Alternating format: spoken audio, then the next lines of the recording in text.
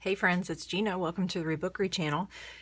I have this idea that is just like bursting out of my head. I've actually been working on this idea for a couple of weeks now, but it's just it's hard to put my ideas into actual practice when, like my only creative time right now is on the weekends. So I've been planning it and figuring out how I want this to work, but here's my thoughts. Okay.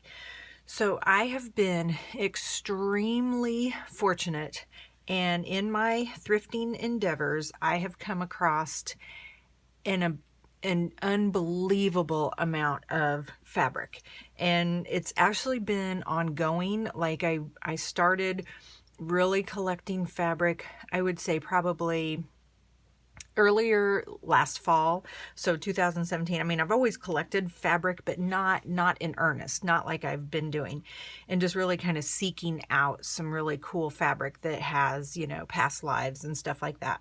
So I have started to amass this huge collection, and it's just, I use them in my journals, I use them in my journaling, but there's just so much history in these pieces because they're thrifted. They have a previous life, and so I wanted to document where I got these pieces and where they came from and how I got them, because sometimes they're kind of funny stories, sometimes they're kind of sad stories, because it'll be I've gotten a collection of unfinished quilts, and that just kind of always breaks my heart, because I'm just, especially the hand stitch ones, I'm just like, oh my gosh, somebody put so much love into that and then they weren't able to finish it. Why weren't they able to finish it?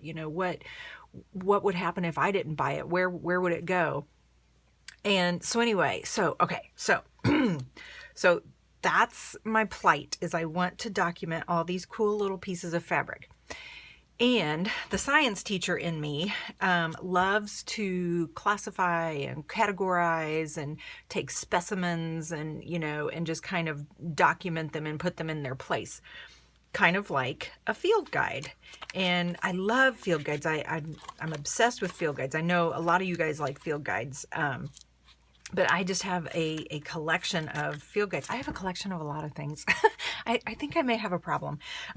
So I kind of was thinking, oh my gosh, wouldn't it be cool to create a field guide of my collected fabric bits? And what I would do was I would just take teeny tiny little bits of my collected fabric, my little treasures, and then I would put them in my field guide, and I would document just a short little story as to where I got it and all that good stuff. So that was my idea. So then I was like, well, where am I going to put this idea, and what am I going to use to do this? Because I want very minimal materials, because I want these things to be, the shining star. So I've got quite a little collection, again, another collection of photos and some stories that I want to put in a journal. And I was thinking I wanted to put it in like a crafting journal, but then I've got my little journal here, and I love my little journal, and there's so much space left in my little journal. And I thought, why not just take the back half of my little journal and make that my crafting section. It's not stuff that I do, like on a daily basis, like, when we go to restaurants and somebody's birthday and just everyday memories and endeavors and stuff like that. It's separate. It's literally just for me, because it is all about my crafting stuff. And really, other than you guys, nobody really cares about my crafting stuff. So I thought, well, I'll just take the back half of my little journal and then just kind of make that my crafting section. So that kind of was cool, because now I have a place to put all these pictures and stories and stuff about my crafty endeavors.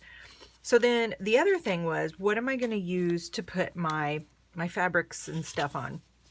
So if you watched my video last week where I'm working on the Homebodies collection, and I finished one of the books last week, the See and Sew, I came across this wonderful fabric, and I'm sure it has to do with some sort of a needle craft, whether it's latch hook or cross stitch, but it's a woven fabric and it's got some stiffness to it. And I have quite a bit of it, and so I'm going to try to incorporate it in all of my Homebodies collections.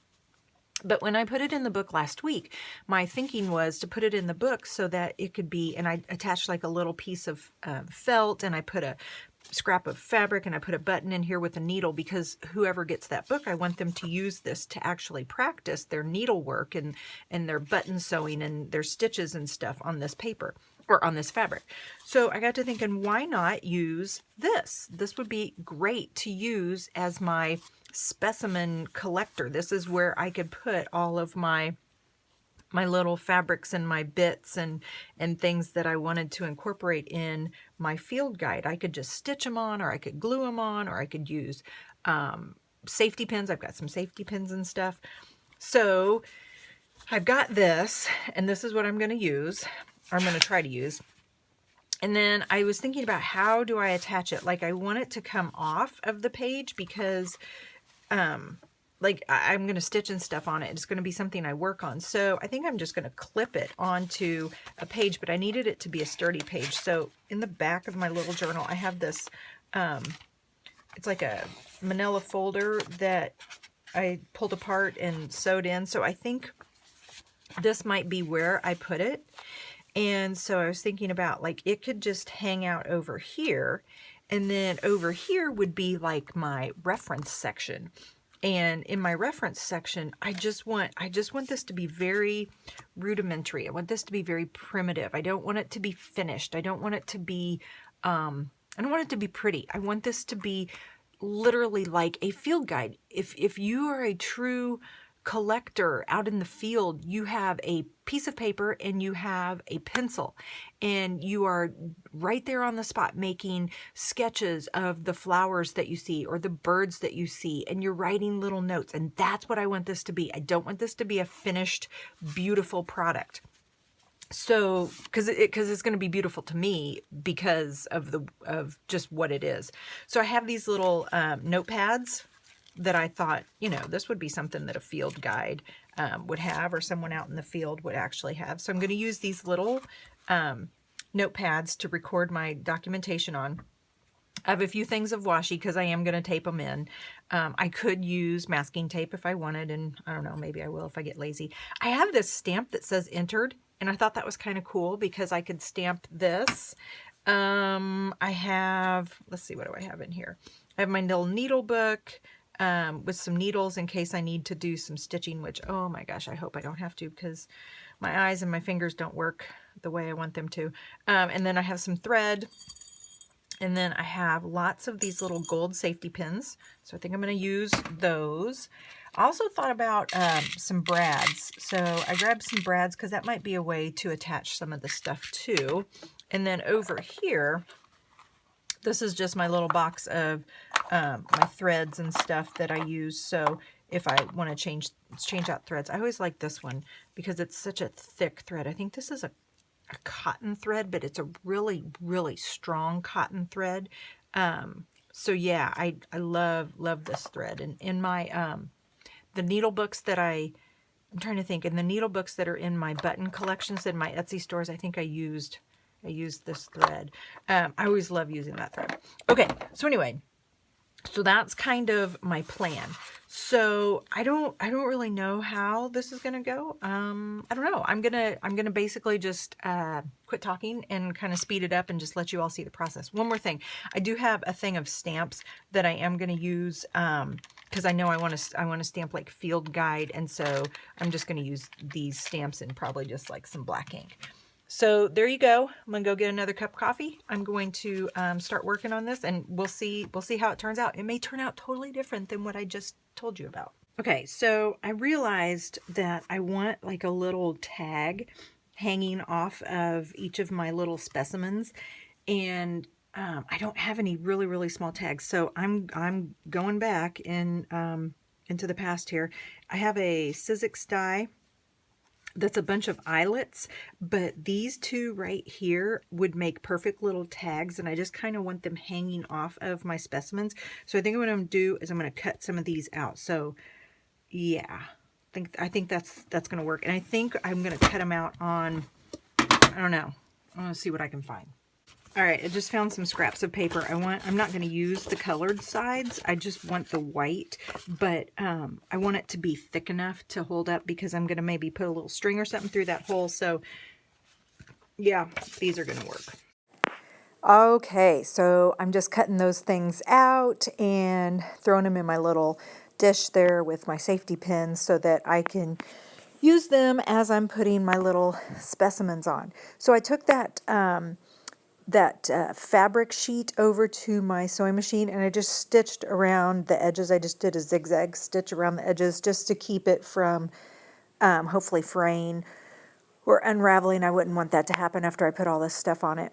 And then I just grabbed a scrap of wrapping paper and some scrap paper that I just had laying in my basket next to me. A couple of people have asked if I just have a basket of junk handy when I'm journaling. And yes, that is absolutely correct. Right to the left of me, I have a little shelf and there's just a chicken wire basket and it's just full of all kinds of scraps. And so I just always pull from that when I'm creating, which makes it really easy. And it also makes it fun because I never know what I'm going to pull out of there.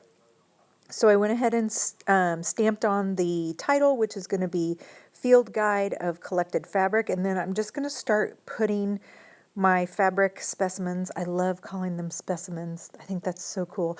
Putting my fabric specimens down on my cloth here. And then for these guys, I was using just some fabric glue, but you'll see I kind of mix and do some glue, some safety pins. The safety pins were really easy. Some brads, and I even took a couple of them over to my sewing machine and stitched them on because I wanted this to be really random and really eclectic. So yeah, I just used different ways to stick them onto that cloth. So I'm just kind of going through my little collection here and pulling out bits. What you'll see towards the end is that this cloth was not even close to being big enough. I filled the whole thing and I still have a lot of my little fabric scraps left to document. So I'm going to have to make a second one of these, but this was a good start and I liked getting these down because it's one of those things like whenever I'm creating a journal or whenever I'm journaling, I'll grab something and I'll be like, oh man, is this the last piece I have of this? I hope it's not the last piece because this was so special. I wanted to keep a little bit of it. So now that I'm doing this, it kind of frees me up to anything that I have out in my stash. I don't have to worry about, is this the last piece? Because I know I've documented it in this little field guide. And actually, as I did this with the fabric, it really got me thinking about my wrapping paper because I have, I can't even explain to you how much wrapping paper I have. So I have a lot of wrapping paper and I feel kind of the same way about the wrapping paper that I do for the fabric. Not so much in that, like the fabric, I know it's been used by people, especially like the quilting pieces and stuff, but I do have a lot of wrapping paper and I could actually look at every piece of wrapping paper and some story comes to mind as to where I got it, when I got it, how I got it. And then the same thing with my wallpaper because I have a huge amount of wallpaper too. So I kind of like this little field guide idea and I may end up and do one for wrapping paper and for wallpaper too. I mean, why the heck not? It's journaling, it's documenting, it's collecting, it's making pretty things, and yeah, I think it's memory keeping. So yeah, I may do that. I may have just started something new, and I may go off on a whole new tangent here. I don't know. We'll see. Okay, so this one I actually am pulling in a piece of wallpaper, and the reason why is because this is my absolute favorite wallpaper ever in the history of the world, and I actually found it on the side of the road. Not even kidding. It was just laying on the side of the road and I brought it home with me. So I wanted to document that fabric actually reminds me of that wallpaper. And so I wanted to put the two on there. So I did, and I glued, and then I took it over to my sewing machine and I stitched. And then I'm just adding in some other bits. Some of this is like that green piece there on the left-hand side. That was the very first piece of fabric that I ever picked up at a thrift store and didn't really know what to do with it. I picked it up probably 9 years ago and just didn't really know what to do with it. I took it to school, turned it into a bulletin board. I think I was the only person with vintage fabric on their bulletin board. I used it in a quilt that I made my niece, and I just love that fabric and brings back a lot of memories. I also have a little swatch there from a sweater that I felted and then turned into a purse, and it was one of my favorite sweaters. So yeah, I'm just throwing all kinds of different bits in there. The one I'm working on now is it is so precious. It is a quilt, it's a piece of a quilt top. I have been so lucky in my quilting finds, and I have a lot of pieces of quilts that were not finished. Some were hand stitched, some were machine stitched. And I wanted to document that little piece down there because that just kind of represents all of my quilting pieces that I have. And I have so much quilting remnants that I'm going to put them in my Etsy shop. I actually am going to film a video later today, and it's going to show you my quilting scraps, fabric scrapped bundles that I have put together. I've been putting them together. I started back in November, and just as I collected more things, I just kept putting them into these little bundles. So I kind of finished them up last night, and I'm ready to put them in my Etsy shop. And I am super, super, super excited to show you guys what is in these little bundles. Some of it is some of my favorite fabric. Some of it is some of the pieces that I've actually got on my field guide here. Some of it is groovy 70s. Some of it is older. Some of it is thrifted. Some of it I got at a fabric recycling store. Some are estate sale finds, and I'm so excited. I'm so excited to show them to you. So that's my plan, is to get that video up to show you guys what's in those little bundles and get them in my Etsy shop. And that way you can start using some of this precious fabric in your collection and in your little crafty endeavors, and maybe start your own field guide. Okay. So back to this. Now I'm working on the reference part, and I just needed to add a couple more tags to those little pieces of trim because I forgot to add tags. And I just actually secured those with brads, which was super easy, and I actually like that a lot. I might, when I go to make the second page of this, I might use a lot more brads because they were a lot easier to use. The reference side is going to be where I talk about where I got these things and how I came across them. I thought it was just going to be a short little sentence or two, and I realized I had a lot to say about each one of these pieces. So this one actually took 2 pages. So I just stapled it together and taped it onto the paper. And as I'm doing this, I'm not being very neat with it. I'm not being very careful with it because, again, I'm trying to think like a person that is out in the field collecting specimens. You write on the fly. You add notes. You draw in arrows. You add little captions and little afterthoughts, and that's so what I want this to be. So I'm okay that it's messy, and I'm just kind of putting down bits and phrases and parts of sentences. And then I go back, like right here, I'm going to go back and I'm going to add, I ran out of room, so I wanted to add a little bit more about that particular piece, which was actually, it's in the middle there. It is that yellow, it's attached with the brad. That was a sweater that I got, oh my gosh, probably 10 years ago. Loved the sweater. My husband and I, it was one of our very first thrifting trips. It had a lot of special meaning because we had just moved up here. It might have been 10 years ago. We had just moved up here. We had a house payment in our old place that we lived. Plus we were trying to, live up here with a house payment. And it was was not the best of times. And I remember we were just kind of bored one day and we wandered into a thrift store and I bought this sweater and fell in love with the sweater and I wore it all the time. And it was just such a cool feeling of wearing something that had been thrifted. And then I shrunk it, so I had to turn it into felt. But anyway, I wanted to write about that. So here's what I have so far. I know it is not complete, and that's okay because that's the point. I'm going to go back and I'm going to work in this as I find more things and as I want to write more things.